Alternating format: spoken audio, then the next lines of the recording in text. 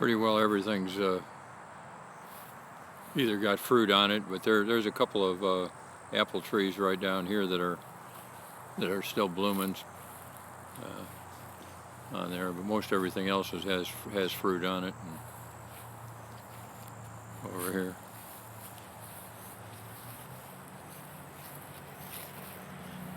this kind of goes down a hill, and I have a bunch of mayhaws in this section. I don't know how many people are familiar with mayhaws, but they make an interesting jelly. The only problem with them is that's what these large trees are back here. The only problem with them is that you have to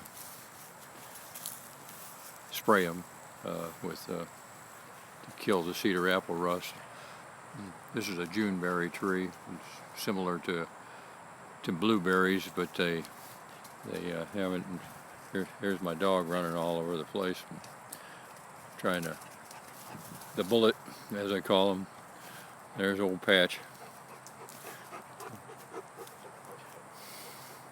They live the life of Riley, so there's different rows on here.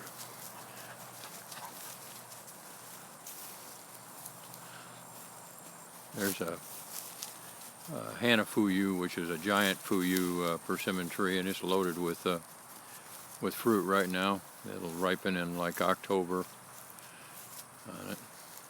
These are all pears. They're loaded. These are Asian pears.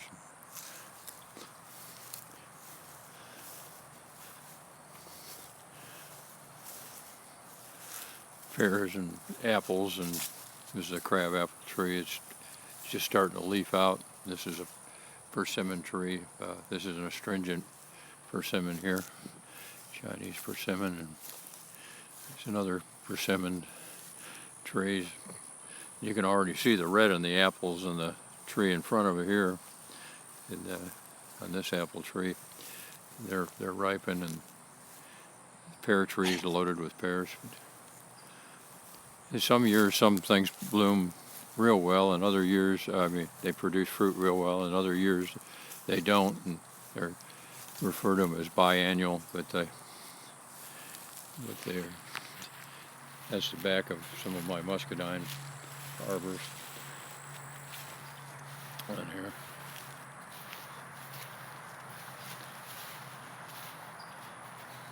These are all pear trees I'm walking by now, mostly Oriental pears. Edge of the grape arbor.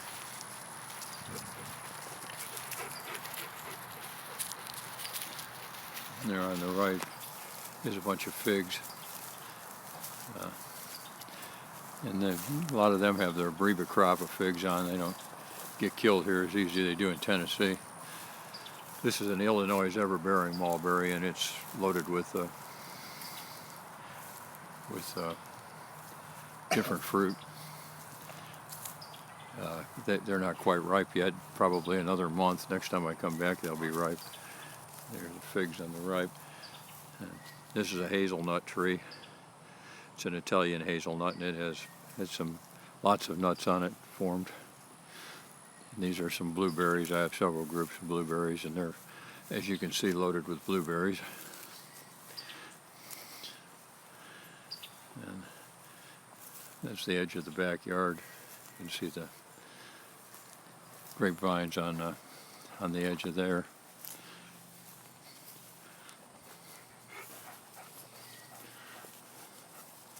The figs. My trusty dog in front of me. Then I come up here, and Jim McCall's old pickup truck on here, and there's one of my sheds, shops.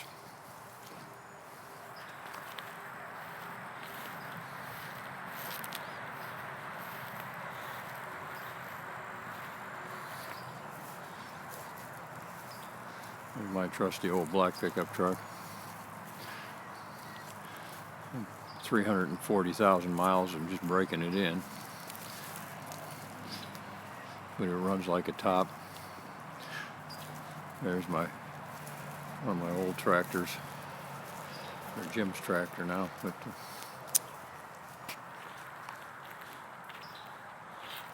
by the shop. This is the driveway going down to the Highway 18 front yard. It's wooded down here. This is a pomegranate tree. You can see the beautiful blooms on it.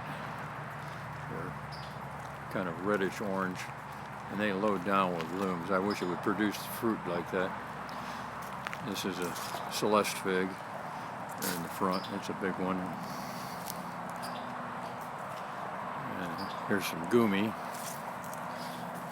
Eliangus, and it has a lot of fruit on it too. They'll be visible probably in another month too, and everything. And this pretty oak tree. It goes down to a little pond down there on by the road.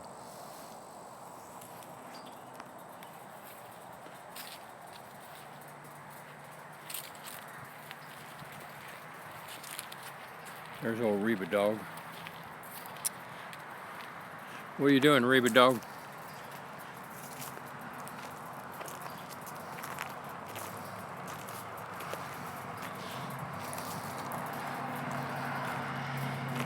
Walking down to the road, and you got some pretty old hickory trees hanging over the road, and a nice old cedar.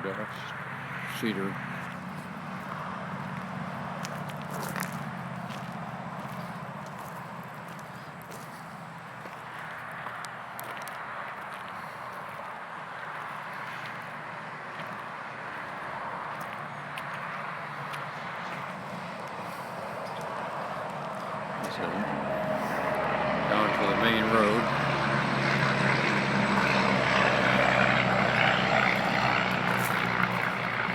Highway 18.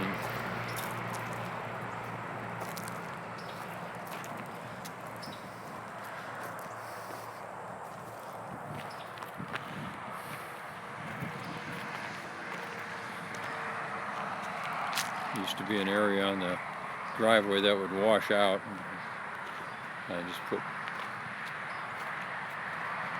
grand or so worth of crushed limestone on here, so hopefully it'll quit washing out.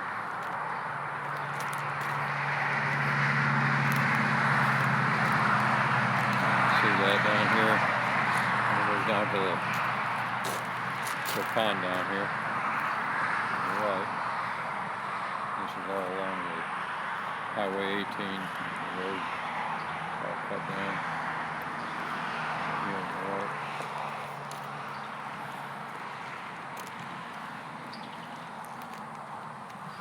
Here's a shot of the house. Kind of an old southern home in the back.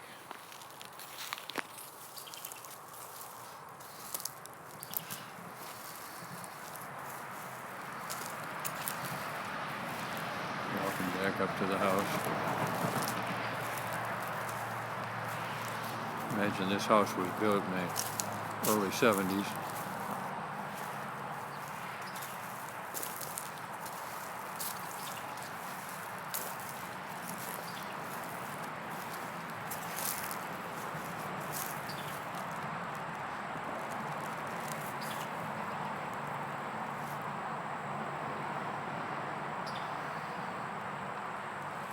Little 18-wheeler trailer I use for storage over there on the right.